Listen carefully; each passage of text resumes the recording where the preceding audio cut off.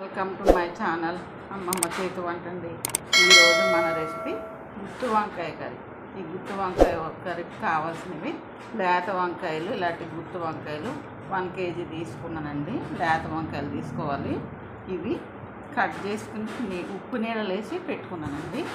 ఇది కర్రీ ఎలా చేయాలో చూద్దామండి. ఇప్పుడు కళాయి పెట్టుకుని కొన్ని గుప్పెడన్ని పల్లీలు వేసుకొని వేపుకుంటున్నానండి. కొంచెం ధనియాలు, ఒక చెక్క, ఒక 2 లవంగ మొగ్గలు, ఒక 2 యాలకులు, కొన్ని మెంతులు ఇవన్నీ వేసుకుని వేపుకుందామండి. ఈ మసాలాలు కూడా కొంచెం జీలకర్ర కూడా వేసుకుని ఈ మసాలాలన్నీ ఇట్లా వేపుకొని పొడి చేసి పెట్టుకున్నామండి. వేగిపోయి తీసేస్తాను కళాయి.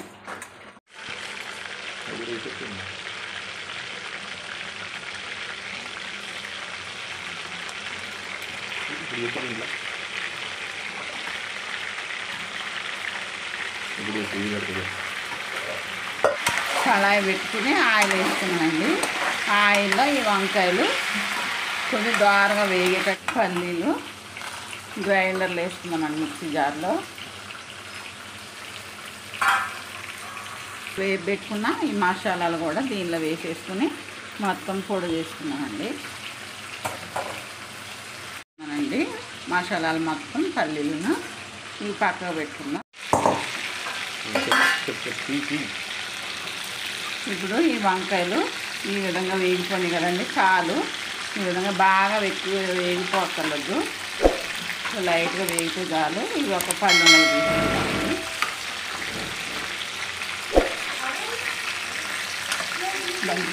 కట్ చేసి పెట్టుకున్న ఉల్లిపాయలు, పచ్చిమిరపకాయలు దీనిలో వేసేసుకున్నామండి.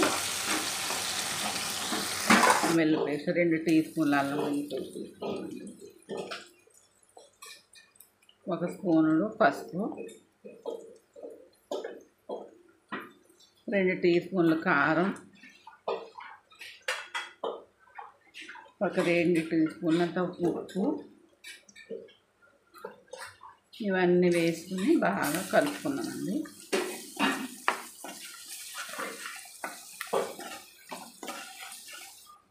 ఇలా పొడి చేసి పెట్టుకున్నాం కదండి. ఈ పొడి, మసాలా పొడి, పల్లీల పొడి మొత్తం మిక్సీ ఇప్పుడు మొత్తం ఇవన్నీ కలుపుకుందాం.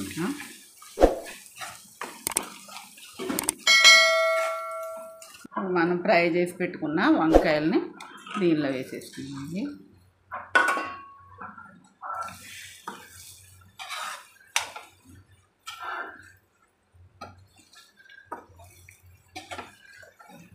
ఇంకా కొంచెం వాటర్ వేసుకుందామండి. ఇంకో సగం గ్లాసు.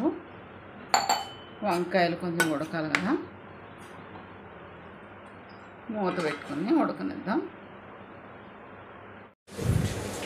ఇప్పుడు కూర ఎంతవరకు వచ్చిందో చూద్దామండి. చూడండి, గ్రేవీగా ఈ విధంగా ఉడకాలండి.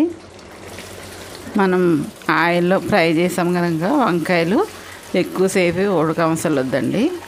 ఆల్రెడీ మెత్తగా అయిపోయినాయి వంకాయలు.